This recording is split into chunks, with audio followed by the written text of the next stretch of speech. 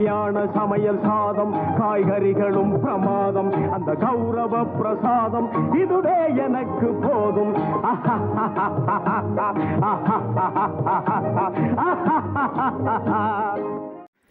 Hi friends, welcome to Alli's Darbar. இந்த நாள் இனிய நாளாக அமைய வாழ்த்துக்கள். இன்றைக்கி மத்தியானம் எங்கள் வீட்டில் லஞ்சு மெனுங்க சிம்பிளான பிரியாணி டேஸ்ட்டில் ஒரு தக்காளி சாதம்ங்க. எப்பொழுதும் போல் ஆனியன் ரைத்தா, அவ்வளோதாங்க. இதான் இன்றைக்கி செய்ய போகிறேன். இதை எப்படி செய்யறதுன்றதை நான் உங்களுக்கு அடுத்தடுத்து செஞ்சு காட்டுறேங்க. நான் வந்துங்க இந்த பிங்க் கலர் இந்த பாத்திரத்தால் அப்படியே ஒரு கப்பு பாசுமதி ரைஸ் எடுத்திருக்கேங்க.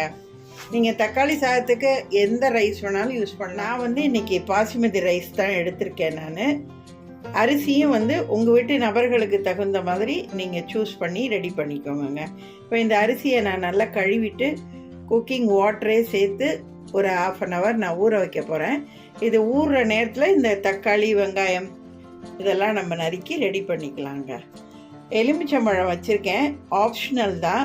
இந்த தக்காளி புளிப்பே போதும்னா விட்டுடுங்க, இல்லைன்னா கடைசியாக தக்காளி இது லெமன் ஜூஸு ஆட் பண்ணிவிட்டு அப்படியே குக்கரில் நான் வந்து 1 pot ரைஸ் மாதிரி தாங்க பண்ண போகிறேன், டைரெக்டாக குக்கரில்.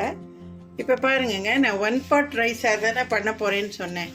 அதனால் குக்கரில் 1 tablespoon நெய், 1 tablespoon தேங்காய் எண்ணெய் கலந்து அது சூடானதும் எல்லாங்க ஒரு பட்டை, 2 கிராம்பு, ஒரு ஏலக்காய், ஒரு பிரிஞ்சி இலை, சோம்பு, 1 teaspoon சோம்பு இதெல்லாம் சேர்த்து இது நல்லா பொரிஞ்ச உடனேயே வெங்காயத்தை தாளித்து ஃபஸ்ட்டு வதக்குவோங்க. பாருங்கங்க, வெங்காயம் ஓரளவு கண்ணாடி பதம் வதங்கிடுச்சு.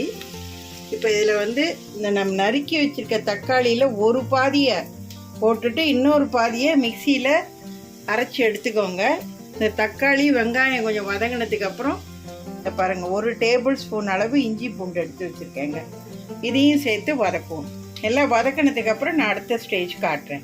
இப்போ பாருங்கங்க, இந்த வெங்காயம் வதக்கி தக்காளியை வதக்கி தக்காளியில் பாதி தக்காளியை போட்டு மீதி தக்காளியையும் மிக்சியில் அரைச்சி அதையும் சேர்த்துட்டு 1 tablespoon இஞ்சி பூண்டு பேஸ்ட்டையும் சேர்த்து இப்போ இது நல்லா வதக்கிட்டு இருக்கேங்க.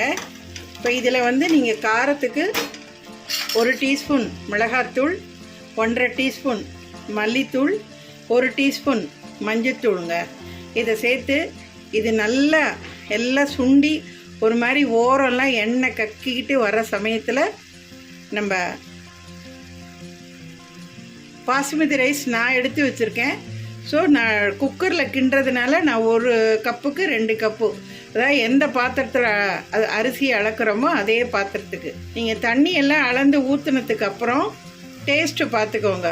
காரம் உப்பு எல்லாம் சரியாக இருக்கா பாருங்கள். குக்கரை மூடுறதுக்கு முன்னே நான் இந்த லெமன் நறுக்கி வச்சுருந்தேன் இல்லையா, நான் சேர்க்க போகிறேன் லெமன் ஜூஸு. ஆப்ஷனல் தான் லெமன் ஜூஸ் சேர்க்குறது. பாருங்கங்க, அப்படியே எண்ணெய் கக்க ஆரம்பிச்சுட்டு பாருங்கள், அவ்வளோதாங்க.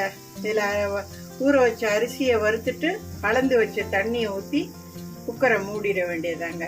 பாருங்கங்க, எல்லாம் சேர்த்துட்டேன், டேஸ்ட் பண்ணி பார்த்துட்டேன், கரெக்டாக இருக்குங்க. இப்போ குக்கரை மூடி விசிலை போட்டு வேக வச்சு இறக்க வேண்டியதாங்க. ஒரு விசில் நல்லா ஃபுல்லாக விடுங்க மீடியம் ஃப்ளேமில். அடுத்த 2 விசில் கூட போதும், சமயத்தில் சாதம் குழஞ்சி போயிடும். 2வது விசிலை லோ ஃப்ளேமில் வச்சு ஒரு 10 நிமிஷத்துக்குள்ளே ஆஃப் பண்ணிவிடுங்க. நல்ல விசில்லாம் அடங்கினதுக்கப்புறம் பொறுமையாக குக்கர் மூடியை திறந்து பார்த்து சாதத்தை எடுங்கங்க. நான் திறந்தும் காட்டுறேன் உங்களுக்கு எப்படி இருக்குன்னுட்டு. இப்போ பாருங்கங்க, நல்லா சூப்பராக உதிரி உதிரியாக ஜம்முன்னு வந்துருக்கு பாருங்க. அப்படியே நல்லா ஓரமாக கரண்டியை விட்டு இந்த மாதிரி எடுங்க, அப்போ தான் நல்லா வரும். போட்டு நடுப்புற கரண்டியை விட்டு கிளறாதீங்க, சாதம் வந்து உடஞ்சி போயிடும். ஓகே பா, பிரமாதமாக இருக்குங்க நல்லா. இப்போ நான் உங்களுக்கு சர்வ் பண்ணுறேன் வித் தயிர் பச்சடியோட. என்னங்க, நல்ல அருமையான சூப்பரான ரொம்ப சிம்பிளான குறைச்ச இன்க்ரீடியன்ஸை வச்சு வித்தின் 1/2 hourலங்க சட்டுன்னு செய்யக்கூடிய ஒரு சிம்பிள் பட் ரொம்ப டேஸ்டான lunch மெனுங்க.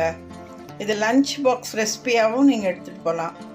Side dish as you like, எதை வேணாலும் தொட்டுட்டு சாப்பிடுங்க.